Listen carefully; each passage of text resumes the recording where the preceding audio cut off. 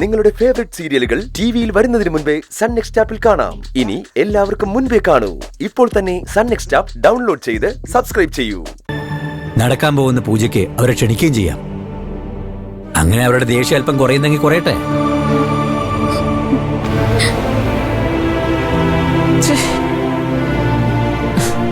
Chief എഞ്ചിനീയറെ ക്ഷണിക്കണം ബാലമ്മേ.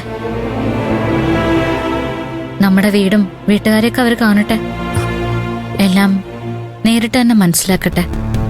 ചാരു, നീ എന്തൊക്കെയാ ഈ പറയുന്നത്? ചീഫ് എഞ്ചിനീയറെ ഇവിടേക്ക് വിളിക്കണ്ട.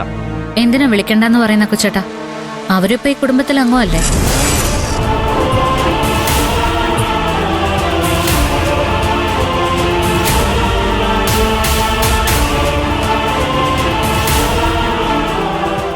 ചാരു ചേച്ചി എന്താ അങ്ങനെ പറഞ്ഞേ?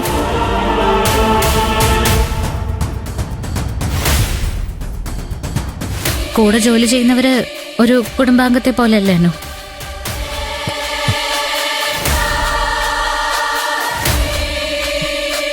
ഓ, മോള് പറഞ്ഞത് ശരിയാ.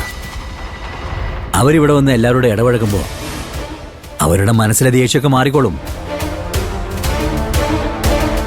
ഗോവിന്ദ, പൂജയ്ക്കുള്ള ഒരുക്കങ്ങൾ ഇന്ന് തന്നെ തുടങ്ങണം. നമുക്ക് സാധനങ്ങൾ വാങ്ങിക്കണം. ഞാനിപ്പോഴേ റെഡി. അനുമോളെ, ആ ജാതകം എടുത്ത് അകത്തേക്ക് വെച്ചേക്ക്. വാ ഗോവിന്ദ.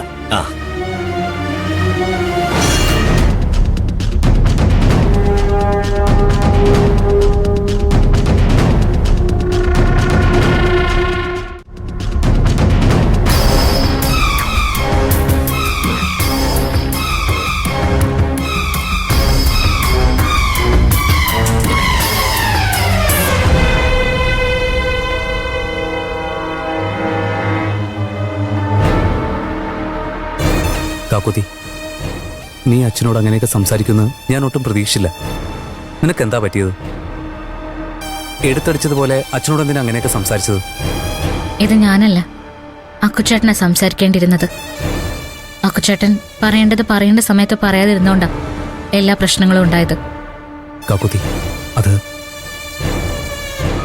ഇപ്പൊ മാത്രമല്ല, എപ്പോഴായാലും അക്കുച്ചേട്ടൻ ഒന്നും പറയില്ലെന്നറിയാവുന്നോണ്ടാ അക്കുച്ചേട്ടന്റെ സ്ഥാനത്ത് പറയേണ്ടതൊക്കെ ഞാൻ പറഞ്ഞത്. ഇപ്പോഴെങ്കിലും സത്യം പറ അക്കുച്ചേട്ടാ. അസിസ്റ്റന്റ് എഞ്ചിനീയറായിട്ട് ഓഫീസിൽ പോകണമെന്ന് അക്കുച്ചേട്ടന് ആഗ്രഹമില്ലേ? എന്തിനാ എല്ലാം മനസ്സിലുറപ്പിച്ച് പുറത്തൊന്നും കാണിക്കാതെ നിൽക്കുന്നേ? അത് ബാലമാമനോടായാലും എന്നോടായാലും ആരോടായാലും മനസ്സിലുള്ളത് തുറന്നു പറയണം അക്കുച്ചേട്ടാ. അക്കുച്ചേട്ടന് എല്ലാ കാര്യങ്ങളും മനസ്സിലൊതുക്കി നടന്ന അത് അക്കുച്ചേട്ടനെ മാത്രമല്ല, അക്കുച്ചേട്ടനെ സ്നേഹിക്കുന്ന എല്ലാവരെയും അത് ബാധിക്കും.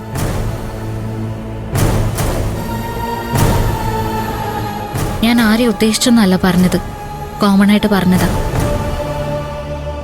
ശ്രേയയുടെ കാര്യം അറിഞ്ഞിട്ടാണോ അതോ അറിയാതെയാണോ കാക്കോത്തി സംസാരിക്കുന്നതെന്ന് മനസ്സിലാവുന്നില്ലല്ലോ. ഇനിയിപ്പോ കല്യാണം കഴിഞ്ഞിട്ട് ഇവളുടെ കൂടെ ഒരു ജീവിതം തുടങ്ങാത്തതുകൊണ്ടാണോ?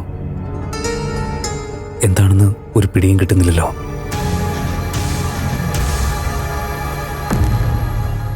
അക്കുച്ചേട്ടാ, സത്യം പറ, ജോലിക്ക് പോകുന്ന അക്കുച്ചേട്ടന് ഇഷ്ടല്ലേ?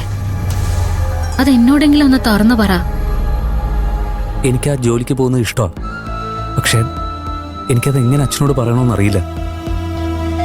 എൻ്റെ മനസ്സിലുള്ളത് നീ പറഞ്ഞല്ലോ, അതിന് ഞാനാ നിന്നോട് താങ്ക്സ് പറയേണ്ടത്.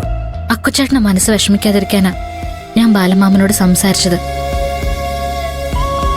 ജോലിക്കാര്യത്തിൽ മാത്രമല്ല, വീട്ടിലെ കാര്യങ്ങളിലും അക്കുച്ചേട്ടനൊരു തീരുമാനത്തിലെത്തണം.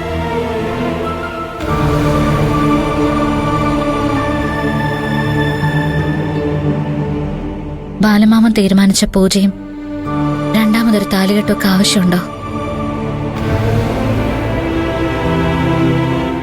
അത് വേണ്ടെന്ന് പറയാൻ അക്കുച്ചേട്ടന് തോന്നിയില്ലേ? ഇല്ല,